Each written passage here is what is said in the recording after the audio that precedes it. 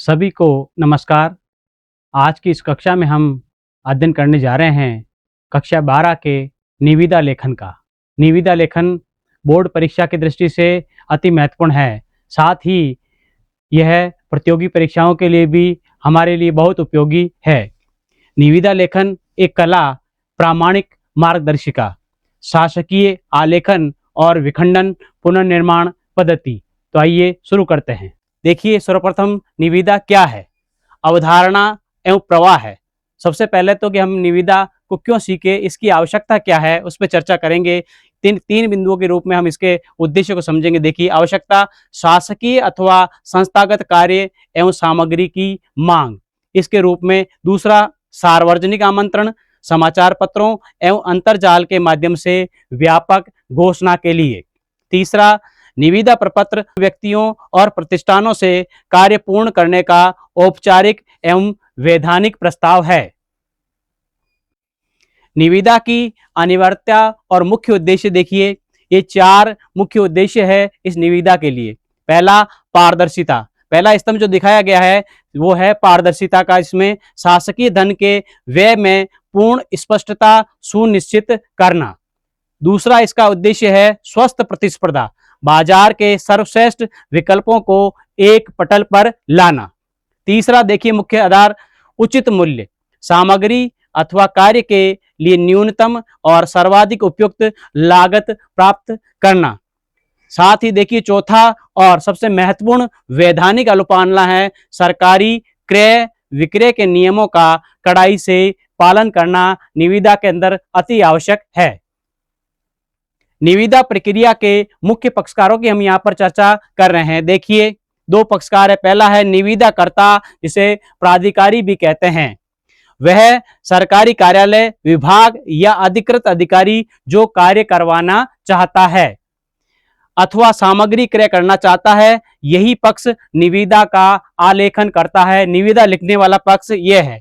इसके पश्चात निविदादाता या प्रस्तावकर्ता, वह सक्षम व्यक्ति, ठेकेदार या प्रतिष्ठान जो निर्धारित शर्तों के अधीन कार्य करने या आपूर्ति करने के प्रस्ताव देता है। इसकी संरचना पर चर्चा करेंगे हम। देखिए, इसकी संरचना मानचित्रण। निविदा का विखंडन इस प्रकार किया गया। जो पहला खंड है, देखिए हमने जो अंक है वो भी हिंदी के इस प्रारूप में दिए हैं ताकि विद्यार्थी इस प्रारूप से भी परिचित हो जाए। देखिए, खंड 1, कार्यालय शीर्ष एवं पत्र क्रमांक प्रामाणिकता का आधार। इस जगह उसका जो पत्र क्रमांक होता है वो अनिवार्य रूप से शुद्ध और सही रूप में लिखा हुआ हो। दूसरा खंड देखिए, विषय एवं प्रस्तावना, यानी उद्देश्य की स्पष्टता इसमें हमें दिखाई देनी चाहिए। तीसरा बिंदु देखिए, खंड 3, कार्य एवं सामग्री सारणी, तकनीकी एवं वित्तीय विवरण हम यहाँ पर प्रस्तुत करते हैं। और चौथे खंड में हम नियम एवं शर्तें जो वैधानिक परिधियों के अंतर्गत होती है उन्हें यहाँ लिखा जाता है। अंतिम खंड देखिए, समापन खंड है। समापन एवं प्राधिकार हस्ताक्षर अंतिम स्वीकृति, यानी यहाँ पर अंतिम रूप से जहाँ पर हस्ताक्षर अति आवश्यक है, बिना हस्ताक्षर के निविदा को मान्य नहीं कहा जाएगा। देखिए, कार्यालयन शीर्ष व पत्रांक किस प्रकार हम लिखेंगे निविदा के ऊपर। जो शुरुआत है, सबसे ऊपर देखिए जो राज्य सरकार की निविदाएं हैं, राजकीय कार्य में सबसे ऊपर उसका नाम लिखा जाता है। देखिए, राजस्थान सरकार, यहाँ आप ध्यान दीजिए, राजस्थान सरकार एवं कार्यालय का नाम यहाँ सबसे ऊपर निविदा में लिखा जाएगा। सदैव पृष्ठ के मध्य भाग में केंद्र में इसे स्थापित किया जाता है। जो दूसरा बिंदु देखिए, पत्रांक, यहाँ आप इसे ध्यान दीजिए। पत्रांक या क्रमांक जिसे कहते हैं, जैसे GCA, जिला शिक्षा अधिकारी, इसका 2015/1560, कार्यालय के प्रेषण रजिस्टर का सटीक संदर्भ वापस पार्श्व में लिखा जाता है। देखिए, इन दोनों चीजों को, ये सन लिखा हुआ 2014-15 और इसके बाद में 1560 नंबर। इस वर्ष जो निविदा का क्रमांक है ये 1560 नंबर है जो उस कार्यालय के द्वारा जारी की गई है। फिर देखिए, यहाँ सुस्पष्ट अक्षरों में दिनांक लिखी जाएगी। यहाँ जो दिनांक है 12/10/2015, पत्रांक के ठीक सामने दक्षिण पार्श्व में स्पष्ट रूप में अंकित की जाए। देखिए, एक ही सीध में है, आप अच्छी तरह से ध्यान दीजिए कि ये एक ही पंक्ति में आप एक दूसरे के आमने सामने ये होगी पत्रांक और दिनांक। इसके पश्चात हम बात करेंगे खंड 2 की, प्रस्तावना और वैधानिक शब्दावली की। यहाँ पर देखिए, राजस्थान के राज्यपाल महोदय की ओर से निम्न हस्ताक्षरकर्ता के कार्यालय में निम्नलिखित सामग्री की आपूर्ति हेतु मोहरबंद निविदाएं आमंत्रित की जाती है। ये पंक्तियां इसी प्रकार लिखी जाएगी, इनमें हमें अपनी तरफ से कोई फेरबदल नहीं करना है। कारण देखिए इधर स्पष्ट, राज्य स्तर की निविदाओं में संवैधानिक गरिमा और वैधानिक अधिकारों का अनिवार्य प्रयोग किया जाना चाहिए। जो आपूर्ति हेतु है तो यहाँ लिखा हुआ निविदा का मूल उद्देश्य निर्माण कार्य अथवा क्रय करना होता है। इसी प्रकार देखिए मोहरबंद निविदाएं गोपनीयता सुनिश्चित करने वाला सबसे महत्वपूर्ण शब्द है। खुली निविदाएं अमान्य होगी, किसी प्रकार की जो खुली निविदाएं होती है उन्हें स्वीकार नहीं किया जाता है। निविदाएं हमेशा मोहरबंद आमंत्रित की जाती है। खंड 3 में सामग्री सारणी का तार्किक विश्लेषण देखिए कि किन किन वस्तुओं का हमें क्रय करना है, क्या आदेश में हम लिखा जाएगा। वहां देखिए सबसे जो पहला जो है हमने सारणी बनाई, उसमें क्रम संख्या दिया है। उसके पश्चात सामग्री का विवरण देखिए अच्छी तरह से, वस्तु का सटीक नाम और मात्रा, जैसे कि उदाहरण दिया संगणक, इस्पात की अलमारी।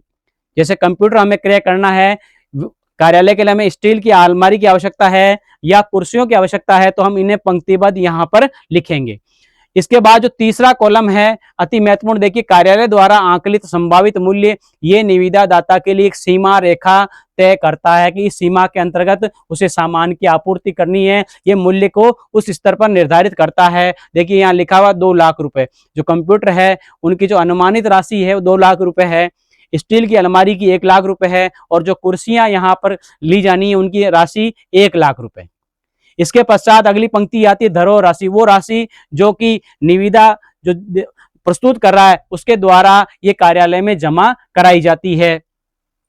4,000 रुपए कंप्यूटर के लिए, इसी प्रकार 2,000 रुपए स्टील की अलमारी के लिए। ये राशि है, अनुमानित लागत है, उसका निश्चित मूल्य होता है। निविदा शुल्क की बात करें तो इसके लिए 100 रुपए का जो निविदा शुल्क लिया जाएगा।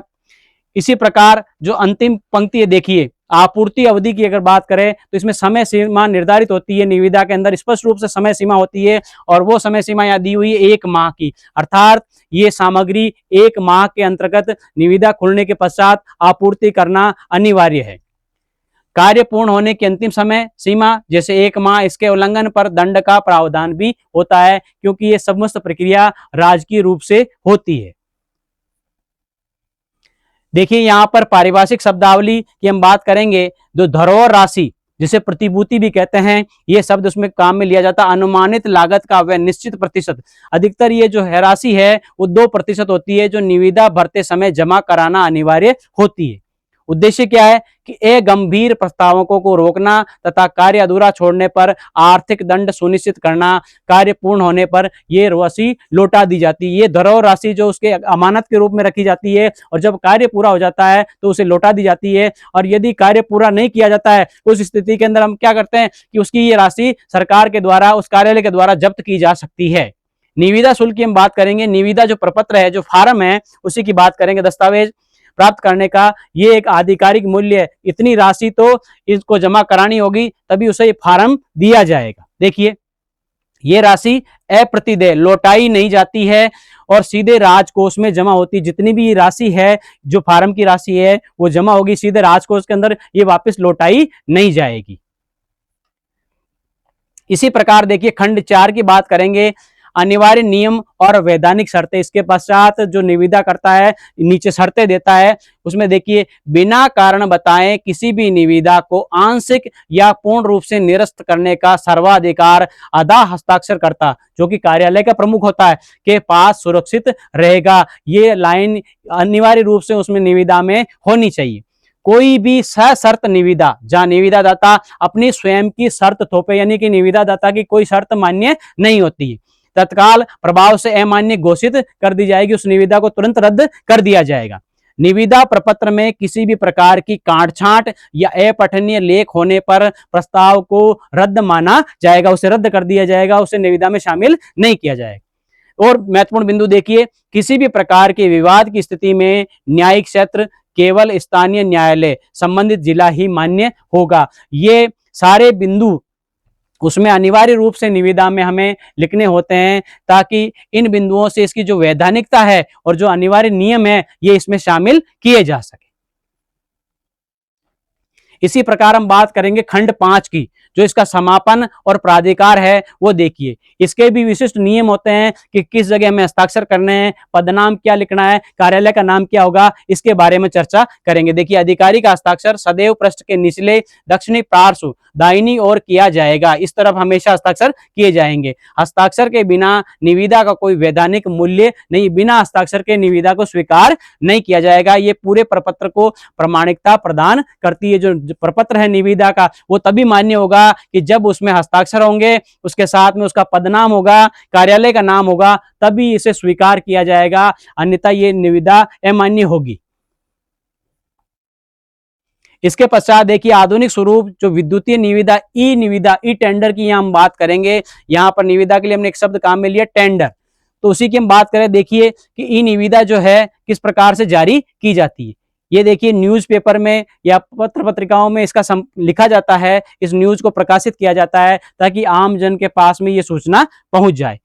आधुनिक तकनीक परिवर्तन की बात करें तो इस प्रकार से ये विद्युतीय माध्यम है। वर्तमान में पारदर्शिता बढ़ाने है तो समस्त प्रक्रिया विभागीय अंतरजाल पटल जाल स्थान के माध्यम से संपर्क की जाती है, अर्थात इंटरनेट के माध्यम से, वेबसाइट के माध्यम से इसे प्रस्तुत किया जाता है, ताकि अधिकाधिक जो निविदा आमंत्रित करने वाले हैं उनके पास ये सूचना पहुंच सके। अंकीय डिजिटल सिग्नेचर, इसमें भी जो हस्ताक्षर अनिवार्य है, चाहे वो हस्ताक्षर डिजिटल रूप से किया हुआ हो।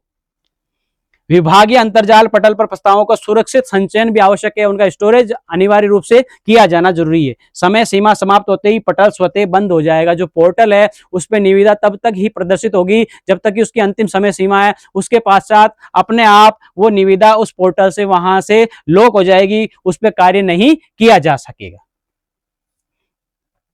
इसके पश्चात हम त्रुटियां एवं परिष्कार, अशुद्ध बनाम शुद्ध आलेखन, किस प्रकार से जो अशुद्ध आलेखन है उसे शुद्ध किस प्रकार किया जाए, किन बातों का विशेष ध्यान रखा जाए। देखिए यहाँ पर सामान्य भाषा में हम क्या करते हैं, इस प्रकार लिख देते हैं, हमें कार्यालय के लिए सामान मंगाना है, बिल्कुल ऐसा नहीं लिखना है। उसके लिए शुद्ध शासकीय शब्द है, कार्यालय हेतु निम्नलिखित सामग्री की आपूर्ति अपेक्षित है, ऐसा ही लिखा होना चाहिए। यदि इस प्रकार लिखा गया तो इस निविदा को गलत माना जाएगा। उसके बाद देखिए ठेकेदार अपनी अर्जी भेजे, जो सामान्य शब्द उसके स्थान पर क्या लिखेंगे, सक्षम निविदा दाताओं से प्रस्ताव आमंत्रित किए जाते हैं। इस शब्दावली का आप विशेष रूप से ध्यान रखें।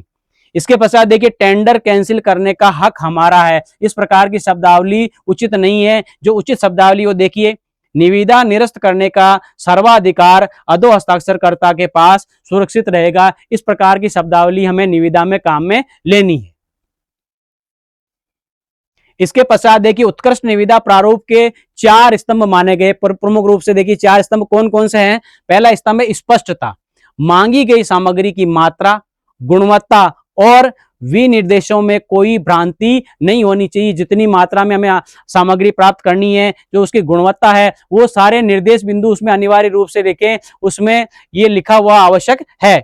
इसी प्रकार देखिए क्रमबद्धता भी निविदा के अंतर्गत अनिवार्य। देखिए क्रमबद्धता किस प्रकार से, शीर्षक से लेकर के हस्ताक्षर तक प्रत्येक खंड अपने निर्धारित स्थान और अनुक्रम में होना चाहिए। जिस फॉर्मेट में निविदा लिखी हुई है उसी फॉर्मेट में वो स्वीकार्य होगी, उसमें हम किसी प्रकार का परिवर्तन नहीं कर सकते।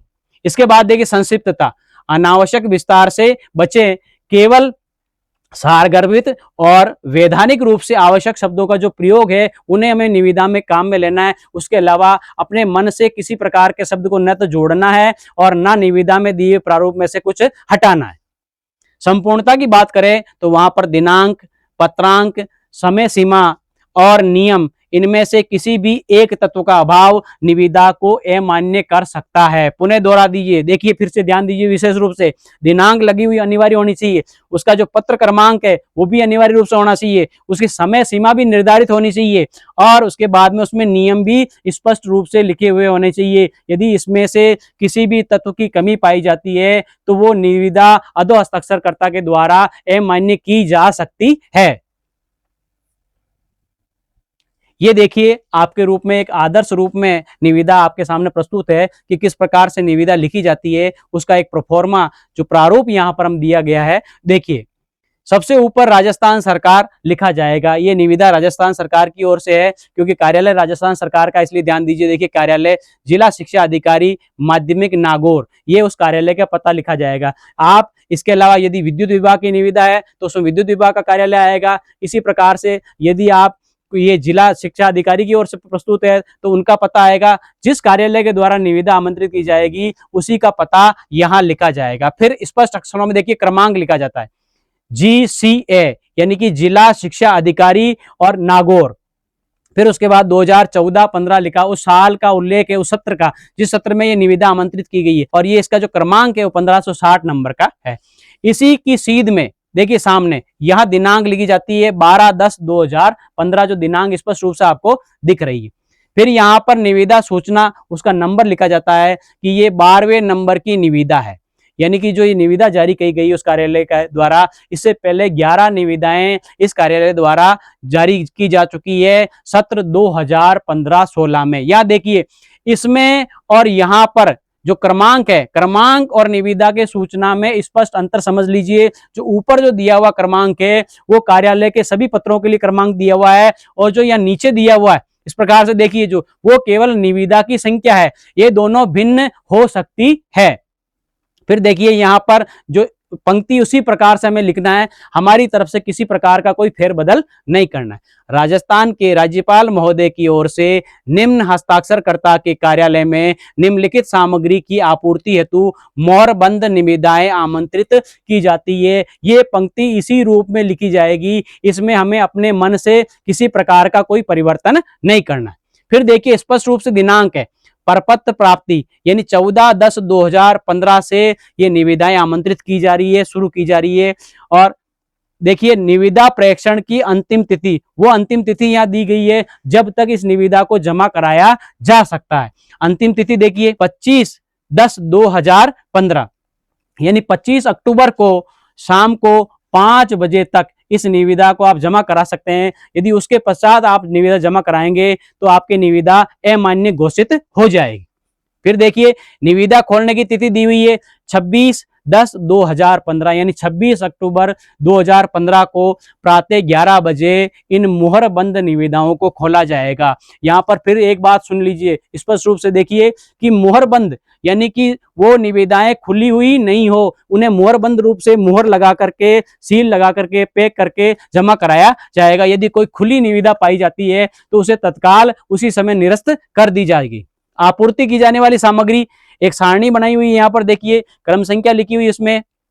इधर सामग्री का विवरण देखिए, संगणक उच्च क्षमता वाला यानी कंप्यूटर की बात की जा रही है। 2 लाख रुपए का कंप्यूटर जो उस कार्यालय को आवश्यकता है, और 4,000 रुपए की धरोहर राशि जमा करानी है। ये वो धरोहर राशि है जो कार्य पूरा होने के पश्चात वापस लौटाई जाएगी, और यदि कार्य पूरा नहीं होता तो ये इस कार्यालय के द्वारा ये जमा की जाएगी। इसी प्रकार निविदा शुल्क की बात करें तो यह जो आवेदन शुल्क है 100 रुपए, ये वापस लौटाया नहीं जाता है। फिर देखिए यहाँ पर आपूर्ति की अवधि, जो समय दिया हुआ स्पष्ट रूप से देखिए 1 माह दिया हुआ है। 1 माह के अंतर्गत आपको वो सामग्री की आपूर्ति करनी होती है। इसके बाद शर्तें, बिना कारण निविदा निरस्त करने का सर्वाधिकार अधो हस्ताक्षरकर्ता के पास सुरक्षित होगा। यहाँ पर जो अधो हस्ताक्षरकर्ता है, जो कार्यालय का अध्यक्ष है, जिनके नाम से निविदा निकली है, जैसे यहाँ पर जिला शिक्षा अधिकारी नागौर, तो यहाँ उनके हस्ताक्षर होंगे और उन्हीं को ये अधिकार है को निविदा को रद्द कर सके या उसके अंश को या पूर्ण भाग को वो स्वीकार करें। कोई भी सशर्त निविदा अमान्य होगी, यानी जो निविदा प्रस्तुत करने वाला है, जिसने निविदा जमा कराई है, वो यदि इसमें निविदा में कोई शर्त रखता है तो उसे किसी परिस्थिति में स्वीकार नहीं किया जाएगा और निविदा उसी समय निरस्त हो जाएगी। यहाँ पर अंत में हस्ताक्षर होंगे, उनका पदनाम होगा और उस कार्यालय का नाम और जिले का नाम यहाँ नीचे लिखा हुआ है। इस प्रकार से आज की इस कक्षा में हमने अध्ययन किया निविदा के बारे में। निविदा इसलिए महत्वपूर्ण है कि स्थानीय जो परीक्षा होती है विद्यार्थियों के लिए, हिंदी विषय की व्याकरण के अंतर्गत इस भाग को लिया जाता है और बोर्ड की परीक्षा में भी इस निविदा का विशिष्ट महत्व है। और ये निविदा आगे भविष्य में हमारे जो व्यावहारिक जीवन है उसमें भी बहुत उपयोगी है। और इन निविदाओं के प्रारूप को आप और अच्छी तरीके से देखना चाहते हैं तो नियमित रूप से अखबार में इस प्रकार के प्रारूप छपते हैं। आप लगातार 2 दिन, 4 दिन, 5 दिन समय निकाल करके उसे पढ़ें तो आप इस निविदा के प्रारूप को भली भांति और अच्छी तरीके से प्रायोगिक रूप में समझ पाएंगे। और साथ ही इस निविदा का जो प्रारूप है इसमें हमें किसी प्रकार का परिवर्तन नहीं करना है। आज की कक्षा में हमने ये जाना निविदा के प्रारूप को, और इसके पश्चात अगली कक्षा में हम बात करेंगे पत्र की और उसके पश्चात विज्ञप्ति की। धन्यवाद।